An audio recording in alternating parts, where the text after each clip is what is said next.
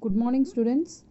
I welcome you all for commerce class. We'll continue with part 4 in this chapter 19. Next, we'll move on with future environment of business, that is, depends upon the VUCA. The future rapid technology advancements has been captured aptly in the acronym of VUCA. VUCA, the full form for VUCA is volatility, uncertainty, complexity, and ambiguity, which is developed in USA in late 80s by US military. Every business has to take strategic decisions. Strategic decisions related to what? This VUCA. Volatility means ability to change, and uncertainty means unclear or doubt in businesses. Then complexity means multiple decisions factors. Then ambiguity means lack of clarity about something. So these all includes with the future environment business, the future factors. Certain factors which affects the business is the dynamic ever changing environment, the unpredictability of various factors, the multiplicity of forces, and lack of clarity are certain variables which affects the business. Such type of uncertain situations helps the firm to prepare itself to face the volatility by planning.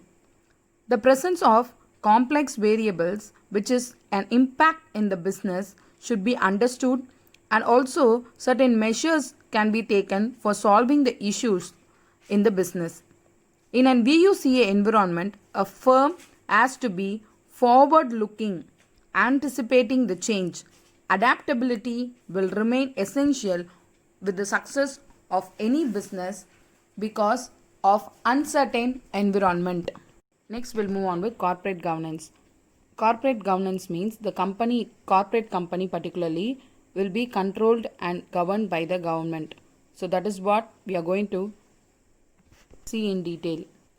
The corporate governance means is a collection of mechanism or processes and relations used by various parties to control and to operate the corporations.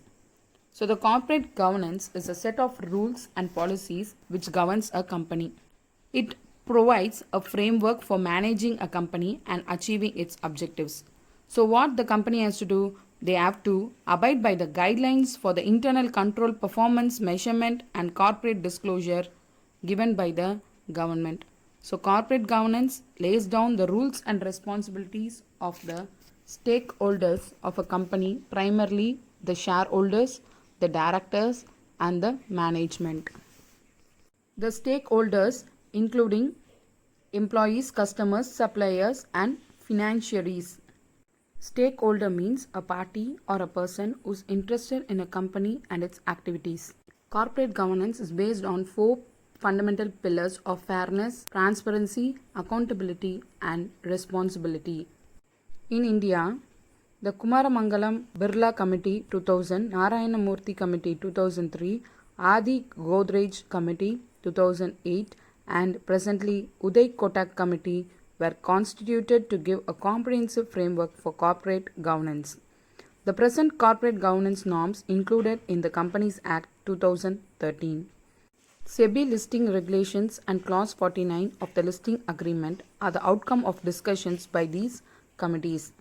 So what they did is the Indian corporate governance, they prepared a listed companies framework that they have to follow. To have independent directors on the board, at least 1/3 of the directors have to be independent directors. To have at least one independent women director. To disclose all deals and payments to related parties. To disclose details of managerial compensation. CEO and CFO to sign stating that the governance norms have been complied within the financial statements. That is, all the financial details must be undersigned by CEO and CFO of the company. Thus, it can be concluded with saying that the image of the company can be increased and enhanced only with the norms given by the government for a company, and also these norms safeguards the interest of the shareholders and even the society. The new norms laid down in Companies Act 2013 by bringing in the transparency in corporates have raised the governing standards of Indian companies as equal and as per the international standards. Next, we'll move on with Goods and Service Tax, GST. GST is the indirect tax levied on goods and services across the country. It is a comprehensive, multi-stage, destination-based tax that is levied on every value addition. So we have to pay these taxes for goods and services which have been used by us. There are three taxes applicable under this system, that is CGST, SGST and IGST. So CGST means these taxes are collected by the central government on an intra-state sale, that is the transaction happening in Tamil Nadu. SGST means collected by the state government on an intra-state sale, that is transaction happening within Tamil Nadu. IGST means collected by the central government for interstate sale, that is example Punjab to Tamil Nadu.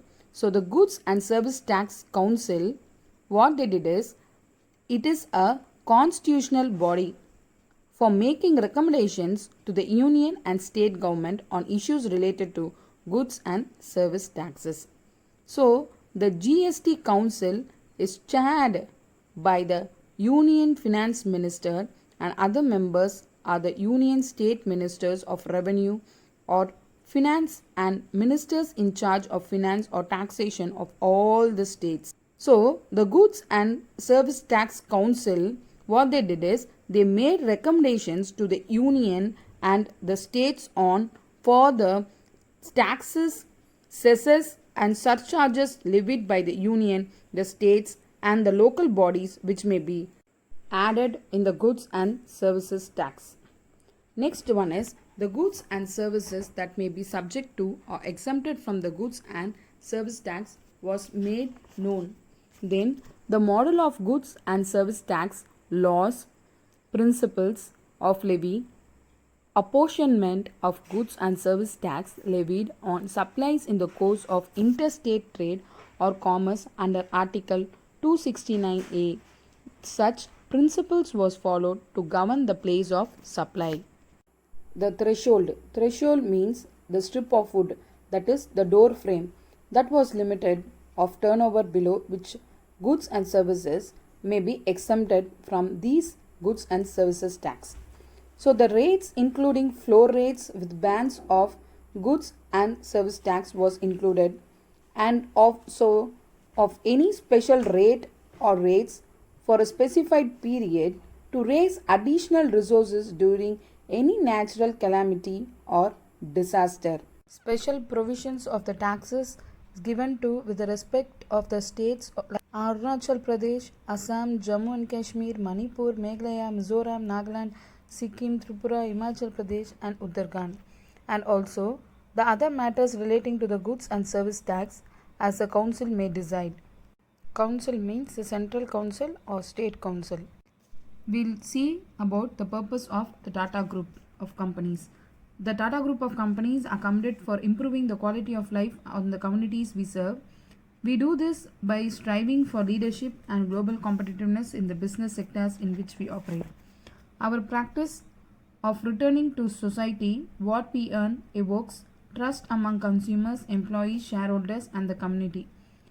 We are committed for protecting this heritage of leadership with trust through the manner which we conduct our business. So this is a promise given by Tata Group of companies. Purpose of the doing business. Next we'll move on with the core values of Tata company. Core values means the value in which the operations is followed in order to perform the function in Tata Group of companies. So the Tata always been values driven. These values continue to direct the growth and business of Tata companies. The 5 core Tata values underpinning the way we do business are, according to the Tata companies, they have 5 values for them. That is the important 5 values: integrity, excellence, unity, responsibility and pioneering. Let me explain it one by one. First is integrity. Integrity means being true, honest, and faithful. So, according to Tata Company, they are telling that we will be fair, honest, transparent, and ethical in our conduct. Everything we do must stand the test of public scrutiny. Next one, excellence. We will be passionate about achieving the highest standard of quality, always promoting meritocracy. Unity. We will invest our people and partners, enable continuous learning and build caring and collaborative relationship on based of trust and mutual respect. Then comes responsibility. We will integrate environmental and social principles in our business. Also pioneering. We will be bold and agile, courageously taking on challenges using deep customer insight to develop innovative solutions. The Tata Group practice all these five values in order for developing themselves as well as the development of the economy as well as the satisfaction of the consumers. Next, we'll move on with the mission. What mission they perform?